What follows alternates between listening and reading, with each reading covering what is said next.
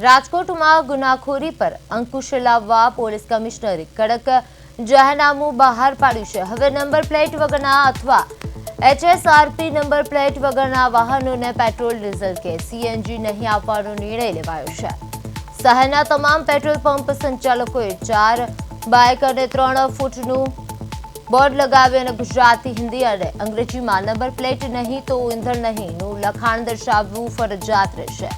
સાથે જ petrol pump પર એવા સીસીટીવી કેમેરા ગોઠવવાના રહેશે કે જેમાં વાહનની નંબર પ્લેટ અને વાહન ચાલકોનો ચહેરો સ્પષ્ટ રીતે કેદ થાય છે। સીસીટીવી ફૂટેજ ઓછામાં ઓછા 30 દિવસ સુધી સાચવી રાખવાનું રહેશે। પોલીસના જણાવ્યા મુજબ નંબર પ્લેટ વગરના વાહનોનો ઉપયોગ ઈ-ચલાણથી બચવા ઉપરાંત hit and run, chain snatching અને લૂંટ જેવા ગુનાઓમાં થતું હોવાના કારણે આ નિર્ણય લેવાયો છે। જાહેરનામું 17 ઓગસ્ટથી 15 ઓક્ટોબર 2026 સુધી અમલમાં રહેશે। ભંગ કરનાર સામે ભારતીય ન્યાય સંહિતા 2023ની કલમ 224 હેઠળ કાર્યવાહી થશે।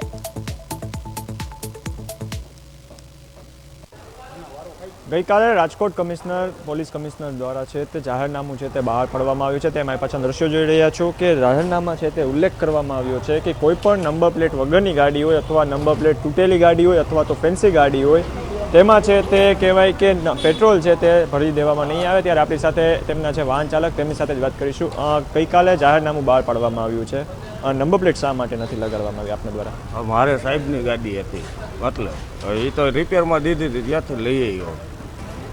એટલે નંબર પ્લેટ વગર તમને અત્યારે ઈંધણ નહીં મળે તો શું કરશો? કારણ કે નંબર પ્લેટ શા માટે નથી લગાવેલી? આજ દિવસ નથી તો તમે જે રીતે તમે જોઈ રહ્યા છો કે ઈંધણ કહેવાય કે પોતાનો બચાવ માટે છે તે અહીંથી છટકબારી છે તે કરી રહ્યા છે। જે રીતે કહેવાય કે બધા જ લોકોને છે તે વ્યવસ્થિત નંબર પ્લેટ જેની હશે તેને છે તે ઈંધણ છે તે આપવામાં આવશે। ત્યારે તેમજ કહેવાય કે પેટ્રોલ સંચાલકો દ્વારા આપણે કહેવામાં પણ આવ્યું છે કે જો કોઈ પણ તમારી સાથે માથાકૂટ કરે તો 112માં તમે ફોન કરી અને કાયદેસર રીતે કાર્યવાહી કરી શકો છો। તેમજ પેટ્રોલ પંપના સંચાલકોને પણ છે તે કહેવામાં આવ્યું છે કે છેલ્લા 1 મહિનાનો છે તે તમારે સીસીટીવી ફૂટેજ છે તે પણ છે તે રાખવા પડશે, જેથી કોઈ પણ બનાવ ન બને અને કાયદાકીય જે રીતે થાય તે રીતે કરવાનું જ છે। અને ખાસ કરીને જે રીતે ચોરી અંજામ જેમ કે અનેક ગુનાઓ છે તે આચરતા હોય છે તેને લઈને અત્યારે હાલ કડક છે તે સૂચન છે તે કરવામાં આવ્યું છે, જેથી રાજકોટમાં ગુનાખોરીઓ છે તે અટકી શકે છે। ત્યારે ખાસ તો બીજા આપણે લોકો સાથે પણ છે તે વાત કરવાનો પ્રયાસ કરીશું કે તે લોકો શું કહી રહ્યા છે।